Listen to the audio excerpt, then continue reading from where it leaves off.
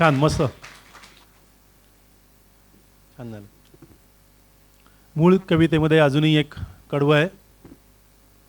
अजूनी सुगंध येई दुलईस मोगरीचा, गजरा कसा फुलांचा विसरून रात्र गेली.